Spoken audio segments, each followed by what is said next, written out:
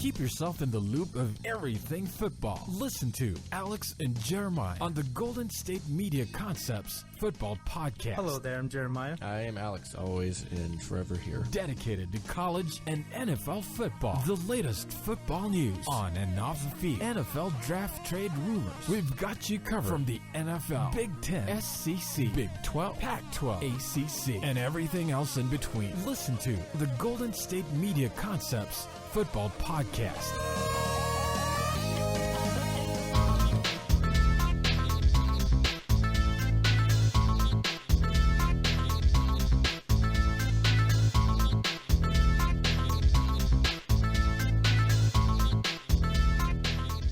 Thank you for tuning into the Golden State Media Concepts Football Podcast, where we talk the latest news, rumors, and games in the NFL and college football, from the latest signings to this year's breakout stars and all the news in between. As always, I'm Jeremiah. And I'm Alex.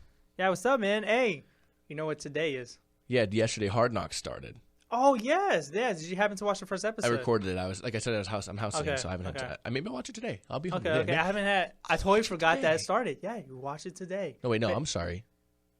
It started on Tuesday. Started on Tuesday, yeah. But I've been house. My days are all backwards because I've been house sitting. So I'll watch it today, maybe. Okay. But I'm sorry. Ask your question again. Yeah, but what day is it today? Thursday.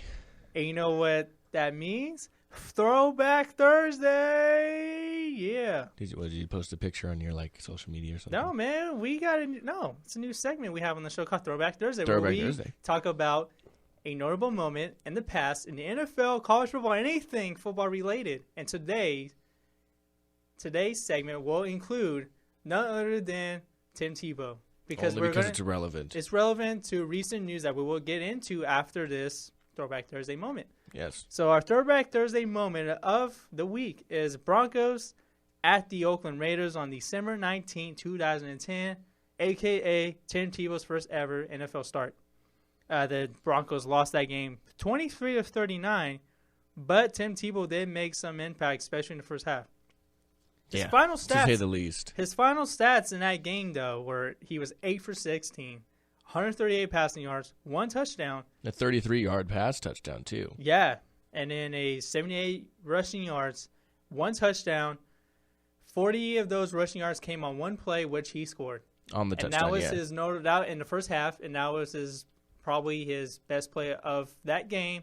Oh, easily. Probably one of the best plays in his career, because I remember when they were asked, Tim Tebow was asked about that play, and it was actually a miscommunication, and the play just broke down. Yeah, and which seemed like almost all of Tebow's offense ever.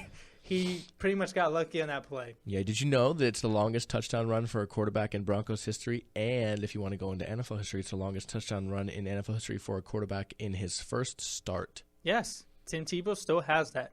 Still has that going for him till this day. Not the longest run by a quarterback of all time. That belongs to Terrell Pryor. Pryor with 98. Longest, 98. Yeah, but longest yard in a first start belongs to Mr. Timothy Tebow. Yeah, okay. All right. And the Broncos did drop to 3-11, and the Raiders improved to 7-7 that year. That was their best finish in a while. That was the Raiders' best season. Except for this year. I think they're going to do better. I think they're going to have a solid year. Oh, they're going to have such a solid year.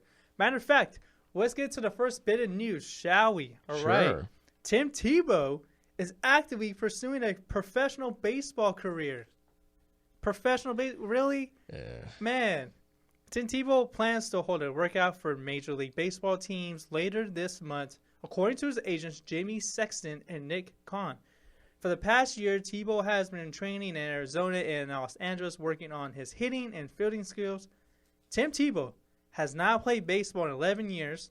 In 2005, the last year Tebow played baseball of any kind competitively, Tebow was actually a stud, honestly, on this team. He hit for 494 average and was an all-state baseball player at Nease High School in Florida, and helped his team reach the Final Four of the Florida State playoffs. Yeah, he wasn't a bad player. Yeah, he was great for his high school baseball team.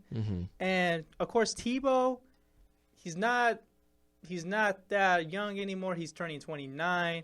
And the thing about that kind of made me laugh in a way. Did you happen to see what Adam Jones, outfielder for the Baltimore Orioles, said about about Tim Tebow here. What did he say?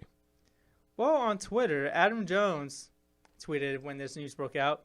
He said, after the MLB offseason, I'm going to try out for the NFL this offseason. I haven't played since high school, but I played in a few turkey balls since, which I thought was kind of hilarious. Yeah, Adam Jones is a funny guy. Yeah, and I like Adam Jones. He's a fun player to watch in Major League Baseball. But yeah, and also Gary Sheffield, baseball legend, tweeted that Tim Tebow is a natural. He put natural in all caps to make it that much influential and more impactful. So all caps. All caps. Yes, and Tim Tebow did get his first offer. He did get his first offer. Yeah, where from? By the Schaumburg Boomers of the Frontier League. First ever contract offered to Tim Tebow in baseball. I would say probably is not going to accept that one. No, because Tim Tebow wants to go to major leagues, but come on, man. He hasn't even had his tryout yet. He hasn't even had a tryout. But I don't know, man. I just don't know what it is with Tebow. I just don't know why he wants to all of a sudden play baseball. Because remember, Michael Jordan tried to do it. He was the best of all time in basketball, and he couldn't even hit in a minor league game. I mean, apparently Tebow's not a bad hitter. He's not a bad batter. Well, apparently. Gary Sheffield did say he did spend some time with Tebow, in the batting cage. And he said his swing looks very quick. The bat speed is there. And honestly, I think it just depends on how he handles pitching, and in the minor league level, and yeah, true. Obviously the minor league level. So it all comes down to how he does fielding and how he handles pitching. Gotcha. That's all it is. Okay. But yeah, man, I just don't see a Major League Baseball team that's in playoff contention take a chance on a minor league contract. Well, I mean, you can sign a minor league contract, and that doesn't matter to your MLB team. Well, I know, but the MLB team has to sign Tebow to the minor league contract. Yeah, but he stays in the minor league. It wouldn't have to affect the major league team. Yeah, but think about this. Say if a team that's in contention right now, and they sign him to a minor league contract, all the attention is going to be on the minor league team because Tebow's there. No one's going to pay attention to the major league team, and they don't want that. No, that's hard to imagine. I don't know. They would sign him to a single A team. Yeah. To where you have to go out of your way to look up anything on him. It's not going to take any. But I'm telling you right now, it's not going to take any attention away from a major league team. I think it could in a way because I don't think they it could can. think about think about if the Yankees. Media. Yeah, but think about if the Yankees were in contention, or a team that would do it for that purpose, right? It's the other organization's problem to deal with. It's not going to affect the Yankees in any way, or say the Indians signed them to their farm system. Yeah, it might draw attention to those games, which is good for the organization in a whole, but it's not going to pull away from them at all. It's not like people are going to be like, oh, I'd rather go to a Class A game than watch a major league team play. Well, I'm telling you right now that if Tebow does have a minor league contract, that team is going to sell tickets. The Class A team, I'm sure, or Double A, whatever, they'll sign tickets, I'm sure, but to an extent of pulling away from another team, I don't buy that. Well, I'm not saying they'll probably pull away attention completely. I'm just saying they'll pull away some attention from the. It'll just be talked about, I'm sure. But I mean, Tebow's always been talked about, and we're talking about him right now. Exactly. So I don't think it's going to hurt a team in any sense. Well, no, I don't think it's going to hurt a team. What I'm trying to say is it's going to take some tension away from the team, and it possibly could be distracting from the guys in a big league club. And plus, he's going to take up a roster spot on a minor league team that, if these guys are trying to get to the bigs and, try to get to even, see if he goes to the single A team, they're trying to go to the double A team. He's going to take a roster spot, and I don't think some players are going to like that. Well, if he's not going to deserve it, then they're going to cut him at the end of the day. You know? But I mean, if you're letting yourself be bothered by the fact, distracted by the fact that Tim Tebow's on your team, you don't deserve to be playing in the first place if something that little distracts you. And then even if you think it's going to take attention away from a team, if anything, say the Indians sign him, that's attention to the Indians, not away from the Indians. They are the franchise. They are the league or the team. Excuse me, the team that signed him. That's just attention to them. I see. It would bring attention to the Indians, but it will also. Not saying the Indians are going to sign him by any means, but as an example. But, the Indians single A team will have the more attention. Yeah, no. Well, single A teams are never going to have more attention. Well, they're going to have more attention Major League team. at one point. They're going to have the attention of Well, the they're gonna fact have that more they have attention Tim than they ever had. Tebow on their team. Yeah. And it's only going to bring either ticket sales to them or recognition to said team for signing him.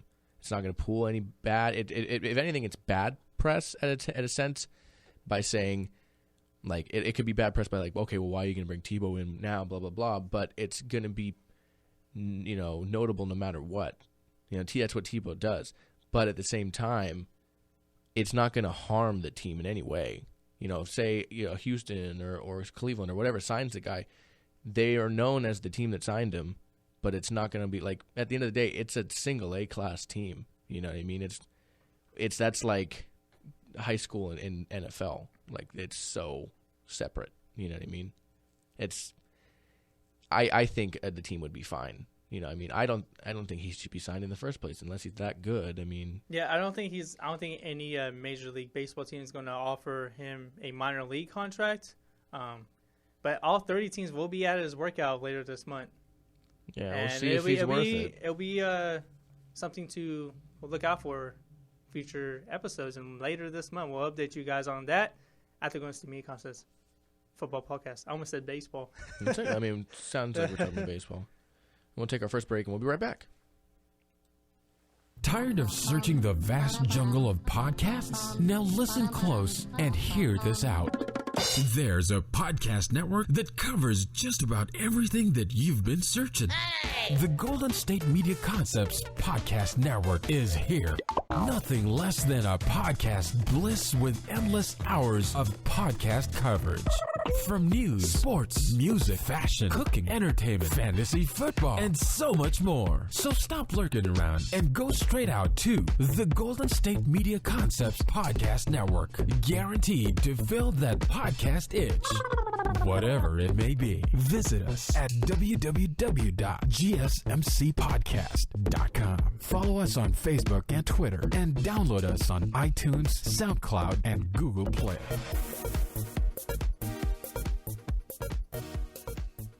And we're back here at the Golden State Media Concepts Football Podcast, and we're moving on to our next bit of news, and that is Joey Bosa, an update on him and his contract dispute with the San Diego Chargers. Still the last remaining first-round pick that has not signed his rookie deal, and it's looking more and more like there is no end in sight. Could you see him sitting out the entire year?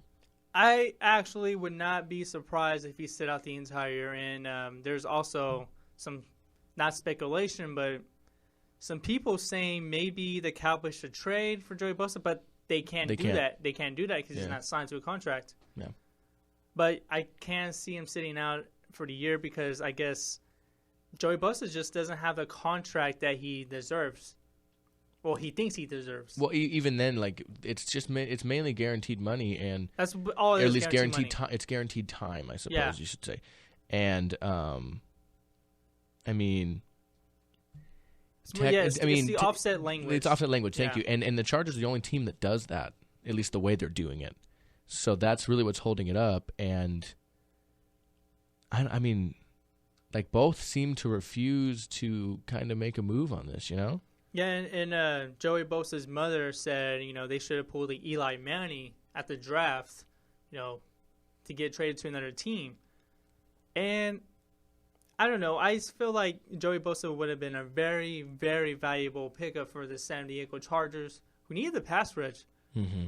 And it kind of interesting to see. So far, it's just backfired. The last two high draft picks the Chargers have had, Eli Manning, he didn't want to play there. Oh, you mean like top three? Yeah, top 3, top 5. Eli Manning, he didn't want to play there. He got traded to the New York Giants. And then Joey Bosa, who doesn't even look like he wants to play there now because of offset language in the contract. So it's interesting to see what will happen to the franchise if they have another high draft pick again. Will players avoid being picked by the Chargers in the future? It's interesting to see. Well, with Eli, he just didn't want to go to. He didn't want to play in the AFC.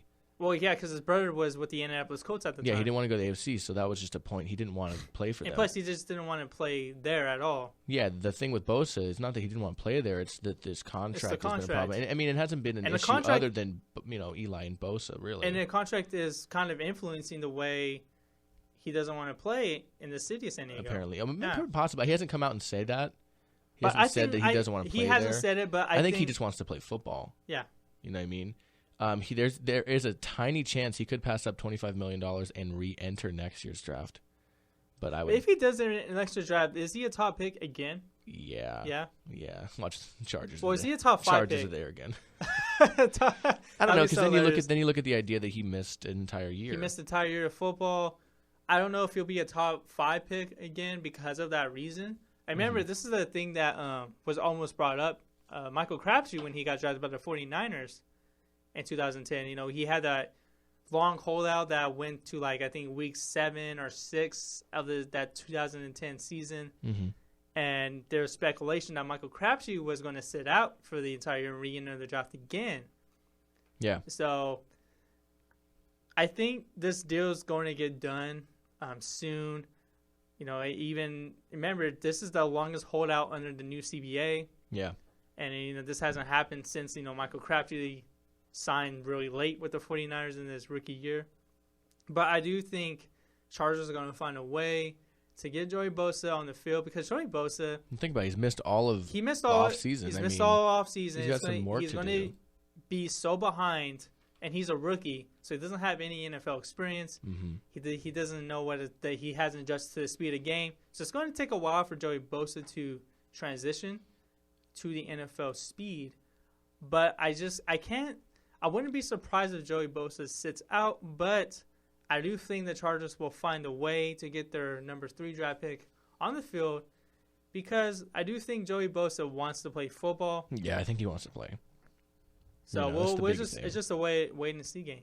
But anyways, moving on to another rookie who actually is signed by the team that drafted him. Reggie Ragland of the Buffalo Bills is going under the knife this week for surgery on his torn ACL, and he looks to be missing the 2016 season. Yeah, Reggie Ragland, along with Shaq Lawson, will not be on the field for their team this year. That's huge because Buffalo Bills had drafted 3 or 4 guys that could have been starters right away. They're going to be without 3 of them. Alex? Yeah, that's a huge loss for them because so many of their early picks were defensive players.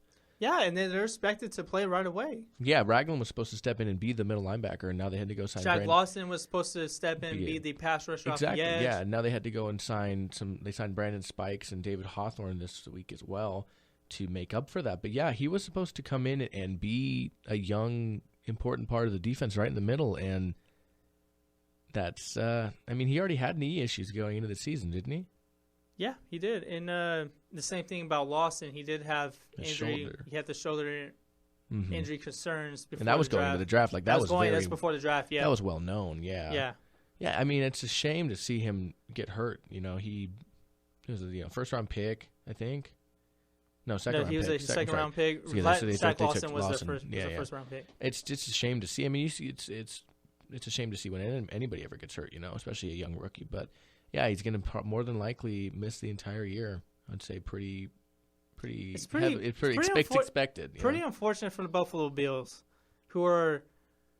they look like they're going to have be in competition with the New England Patriots for the NFC East. I still think the New England Patriots are going to win the division, but it looked like the Buffalo Bills are going to have a more manageable season to compete for that division.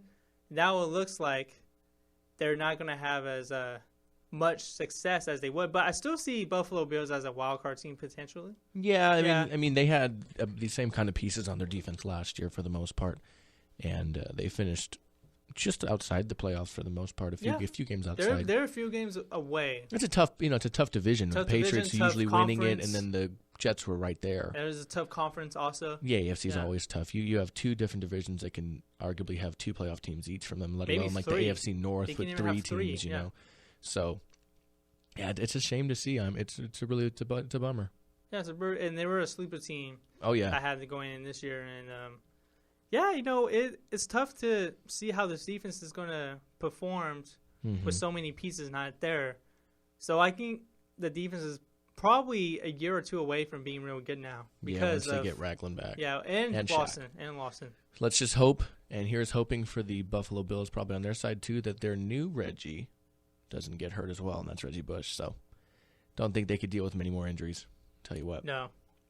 Man, it's especially a shame to hear. They can't deal with injuries on offense either. Yeah, they can't. All right, so we're going to take our last break, and then we're going to get into a quick preview on the Week 1 preseason and kind of some games to watch and some notable players maybe in those games that are getting their first NFL action. So we'll be right back here at the Golden State Media Concepts Football Podcast. Do you want to be healthier, yet you just don't know what to do? All these shows telling you this and that, but nothing seems to work. Well, listen close. Golden State Media Concepts has got something great for you. The Health and Wellness Podcast dedicated to workout trends, healthy eating habits, diet, and everything about healthy living. Join us in our banters as we help you not just live life to the fullest, but live it to the healthiest.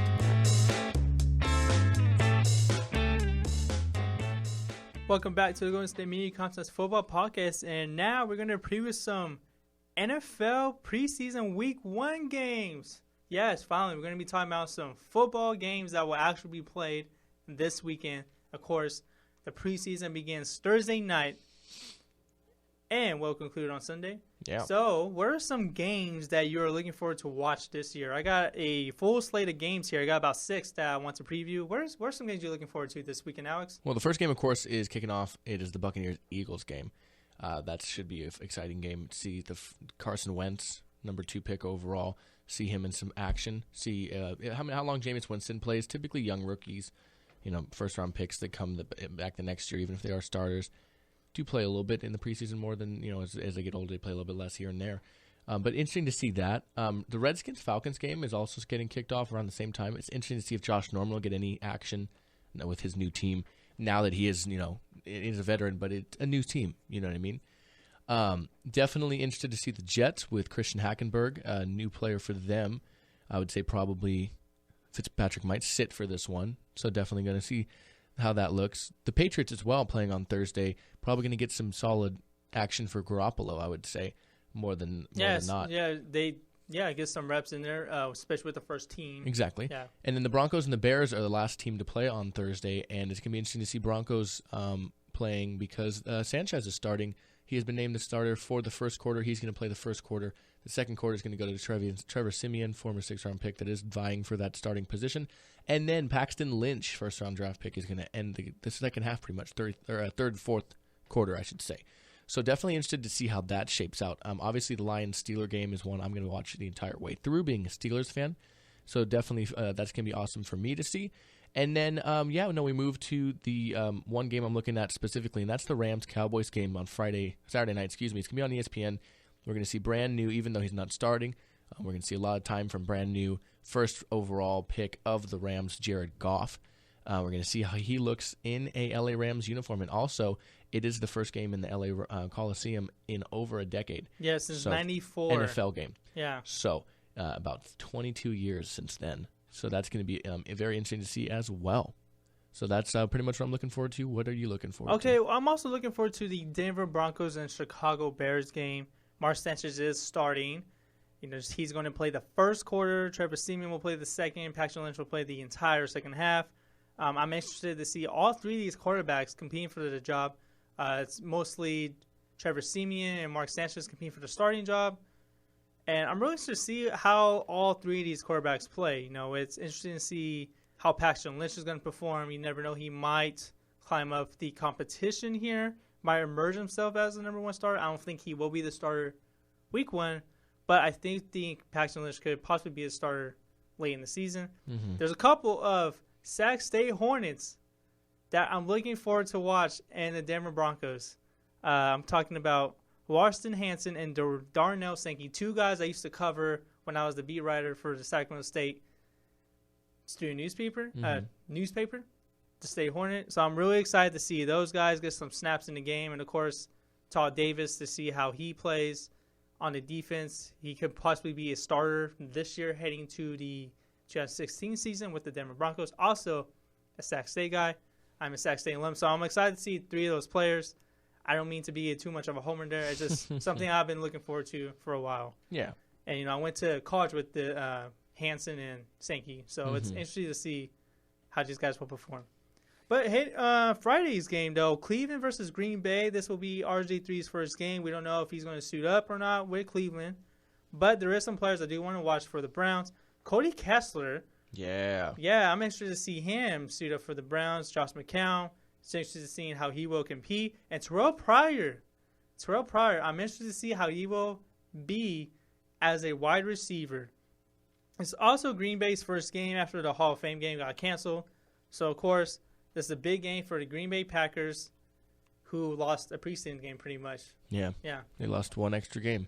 Yes, they did. And another game I'm really excited to watch Friday night is the Oakland Raiders versus Arizona Cardinals. In my opinion, Oakland has one of the deepest rosters in the league. I think it's going to be tough for Reggie McKenzie and Jack Del Rio to make roster cuts this summer. Players to watch is Carl Joseph, Jahad Ward, Shalik Calhoun, and Connor Cook. The first 4 draft picks for the Oakland Raiders.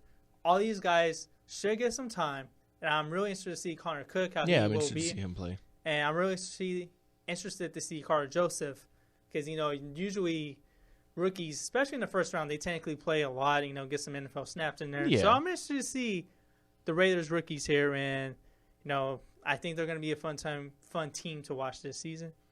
And going to Saturday games, a couple of matchups here I'm really excited to see. Seattle Seahawks at the Kansas City Chiefs. I almost said Royals for a minute. Thomas Ross, he should be back at 6. I don't know if he's going to get as many snaps in there. I don't know if he'll even play the first game. I don't think he's going to play, but, Same with Charles, I would say. It'll be interesting to see if Ross will be active. Nick Foles' new team with the Chiefs. Yes. So I know he might get some snaps in there. So I'm interested to see how he will do in the Chiefs uniform because I don't think Alex Smith's going to play a lot. Yeah, probably not. Yeah. Maybe a series. So, yeah, maybe a series or 2. But players I'm looking forward to seeing is former Stanford quarterback Kevin Hogan and running backs for the Kansas City Chiefs, CJ Prosey and Alex Collins. Actually, no, they're both play for the Seattle Seahawks. Oh, you're sorry. I got confused. Yeah, it's but okay. These are 2 Seattle Seahawk running backs. Yeah. I think they're going to get a lot of time. Oh, I'm sure they will. Because Thomas Ross is probably not going to play. He might not even be active. And until maybe the last game of the preseason. And then, so it's interesting to see what these running backs would do because, honestly, these 2 guys can honestly be the starter late in the year if Thomas Ross happens to get hurt again. Or if he just doesn't recapture what he had last year. Or he just doesn't recapture that magic. But, yeah, I'm really interested to see those guys. And Kevin Hogan, quarterback for the Kansas City Chiefs, I'm interested to see him as well. All right. And I got 2 more matchups I want to preview here. I have an idea what one might be, but give me the one before that. Dallas Cowboys at Los Angeles Rams. This is the first NFL game in Los Angeles since 1994. Over a decade. It is a nationally televised broadcast game. Yeah. It's also the first NFL game in a Coliseum in a while. Not sure when the last year the 94 when the Raiders were there. There's also the last year that Oakland Raiders was in Los Angeles, as well as the Los Angeles Rams before they moved to St. Louis. And then before moving back to Los Angeles again. Well, players I'm looking forward to watching is Jared Goff, Case Keenum. Yep. 2 quarterbacks for the Rams. Case Keenum is set to be the starter for the preseason game. Yeah. And he's probably going to get a lot of snaps because, he'll probably play a quarter. Probably play a quarter. Maybe a quarter and a half. That's a lot of snaps for preseason games. Well, half quarter, I'm saying, yeah. Yeah, and then Jared Goff, I'm really interested to see him as the number 1 overall draft pick for the St. Louis Rams. How he will compete in the NFL. And, of course, Ezekiel Elliott, the Cowboys' number 4 draft pick. Is he going to play? Because I know he tweaked his hamstring. It'd be interesting to see if he will play or not. But if he happens to have a couple of snaps in there, we're looking forward to seeing him. And, of course, quarterback Dak Prescott of the Cowboys. Yeah, I'm interested to see Dak play. I'm really interested to see him. He was a really exciting player to watch at Mississippi State, and I'm really to see what he's going to do because you never know. he might be the backup, and the backup quarterback position for the Cowboys is very vital heading to this season because we saw how this team has played without Tony Romo, and it's hard for them to win a game. Mm-hmm. They didn't win a game without him. Yeah, so, and then last but not least, my final game I'm looking forward to is the Houston Texans at the San Francisco 49ers at Levi Stadium. It's Brock Osweiler's first game as a Texan. The quarterback battle between Colin Kaepernick and Blaine Gabbert will be showcased on Sunday, and players to watch on both teams are Forrest Buckner and Jeff Driscoll for the 49ers. Driscoll is going to get some snaps in there. You never know. He might even emerge himself in the quarterback competition as well. Because, he has shown some athleticism, and he can probably do really good in a Chip Kelly offense. That's what Chip Kelly said. Yep. And for Houston, I'm looking forward to seeing receiver Will Fuller, Braxton Miller, who is now a receiver, the former Ohio State quarterback, and Lamar Miller. He may not get as many snaps, but it is his new team with the Houston Texans, and those are my games I'm looking forward to watch this weekend. All right, I can dig it. Yeah. All right, so we will give you an update on those when we see you again next week. Yeah, but we'll probably do a recap show. A little bit. All right, but until then, we got to get going. Yeah, man. So, as always, I'd like to thank you guys for listening to the Golden State Media Concepts Football Podcast. You can find us on iTunes, at Stitcher, SoundCloud, Google Play, YouTube. You can find us on all of those at GSMC Football Podcast. You can also find us on our website, gsmcpodcast.com. You can find us on Facebook at the same handle. And you can find us on Twitter and Instagram at GSMC_football. As always, I am Alex. And I'm Jeremiah. And catch you guys on the flippity flip. Yeah, flippity flippity it is. See you guys next week.